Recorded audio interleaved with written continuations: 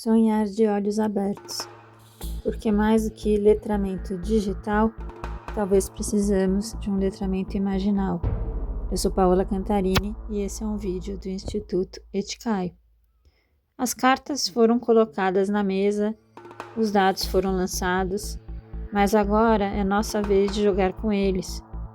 Como Einstein afirmou, se Deus não joga com dados, com o universo, falando da aleatoriedade quântica, talvez essa tarefa tenha passado a nós. Já fomos, por outro lado, superados no xadrez em 1997 pela IBM com o computador Deep Blue. Em 2016, outra IA, a AlphaGo de DeepMind, venceu no Go, que é um jogo que exigiria intuição, leitura estratégica, não apenas força bruta. Então, vivemos uma era de transições, de máquinas programadas para sistemas que aprendem por conta própria, do hype da IA generativa ao hype da IA agentics, e vivemos uma era de paradoxos. Nunca estivemos tão conectados e tão isolados, tão informados e tão confusos. A filosofia contemporânea tenta fugir, em parte, dessa contradição com abstrações conceituais, mas conseguimos com isso nos afogar em superfícies, como se estivesse curando feridas abertas com band-aids.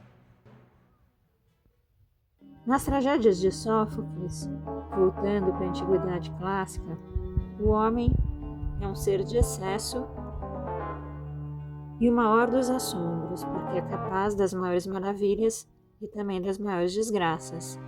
A IA, nesse contexto, é nossa criatura e poderia ser visto também como um fármaco, remédio ou veneno, a depender da dose.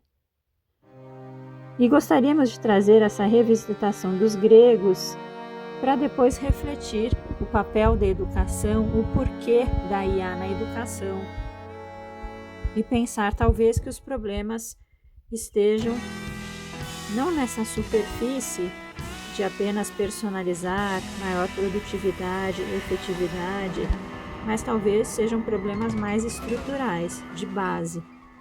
Por exemplo, é comum quem é professor ouvir uma frase de alunos ou outros: você é professor, mas você trabalha com o que mesmo? E é uma desvalorização do ensino, da universidade, do papel do professor, mesmo porque hoje em dia ter um diploma não garante mais emprego. Na antiguidade, nós tínhamos a Academia de Platão, nós tínhamos o Liceu de Aristóteles, que estava mais vocacionado para uma parte prática, empiria, e na Alexandria, não muitos conhecem, o Museion, que era vinculado à Biblioteca de Alexandria, um centro de sabedoria dedicado às musas, unia ciência, filosofia, arte, corpo, em prol da criatividade, no hub de pensadores de diversas localidades, um verdadeiro centro interdisciplinar do conhecimento. E é interessante que havia uma valorização dos professores, era dada moradia, isenção fiscal, comidas comunitárias e um alto salário. Isso nos leva a essa reflexão do valor da educação. Talvez precisemos mais do que letramento digital, ferramentas, aprender a tecnologia e aspectos mais técnicos e práticos, mas também, aliado a isso, é essencial o pensamento crítico, a revalorização dessas habilidades propriamente humanas, a imaginação, a criatividade. Treinamentos rápidos talvez não vão ser suficientes nessa quarta revolução industrial, nessa sexta onda de inovação. Então, ao passo que tentamos curar feridas estruturais com soluções mais rasas, falamos de personalização, eficiência, produtividade, mas estamos ignorando desigualdade estrutural, fome, falta de água potável, dificuldade de acesso, crise climática, e o relógio do apocalipse Doomsday Clock apontando 89 segundos para o fim da meia-noite. E talvez ainda estamos olhando para um jogo de soma zero, na forma de dualidades, ou isso ou aquilo, ou regulação, ou inovação, ou compliance, ou competitividade internacional. Olhamos a curto prazo e não a médio e longo prazo. A sustentabilidade, por exemplo, é uma medida pró-inovação, pró-competitividade, com base numa confiança, que é um ativo raro hoje em dia e essencial. Como diz Luciano Floridi em uma entrevista que eu tive a oportunidade de realizar com ele para o projeto Understanding AI e também para o Instituto Ethikai, o buraco é mais embaixo. Talvez precisamos resgatar esse metron dos gregos, a justa medida, a moderação, sofrosine, para combater esse excesso, a híbris, porque o ser humano é um ser de excesso. E esse consumo desenfreado, esse mais, e esses desejos que são intermináveis. Mas, por outro lado, onde há o perigo também há salvação, como dizia Hölderlin, e inspirado em Hölderlin, Heidegger também buscou essa análise na sua filosofia da técnica. E se a gente se ampara também em Michel Serres, que via qualquer ato comunicativo atravessado por um anjo ruído criativo que transforma a mensagem, a gente podia olhar também a IA como esse anjo técnico, na forma de lapsos, invenções, desvios, como condição de criatividade e poesia. Então teríamos uma terceira via, nem utópica, nem distópica, nem tecnofobia, nem dataísmo fanático.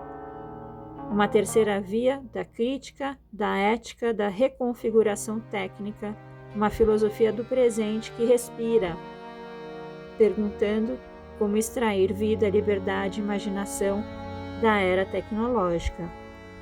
A IA não deve nos substituir, deve nos expandir. Então, a questão central: seremos capazes de infra-realizar nossas próprias ferramentas intelectuais? Quando o conceito virar gesto, a crítica se torna tática e a utopia laboratório. O convite está feito e agora nos cabe experimentar, despertar a criatividade para enfrentar os desafios globais, crises, rupturas, desconexões. Pensar criativamente é o antídoto para o impossível, quando o impossível vira apenas um ponto de vista. E com essa criatividade podemos juntos co-construir um futuro melhor, mais alegre, artístico, equitativo. Um futuro como devir, por vir, como falava Deleuze e Heidegger, não preditivo, não limitado.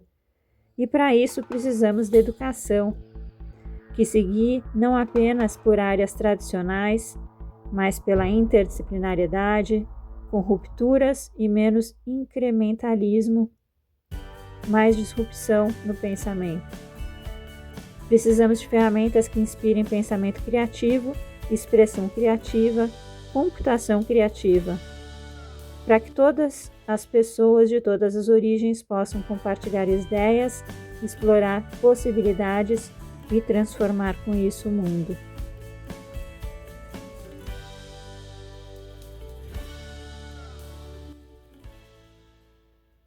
Com isso, a gente traz esse projeto Acordai, um projeto do Instituto Ethikai, tentando resgatar essa filosofia ligada à prática, uma filosofia do acontecimento, como fala Foucault, que olha para o momento presente e tenta mudar a realidade, não apenas interpretando o mundo, mas tentando ser uma chave de transformação do mundo.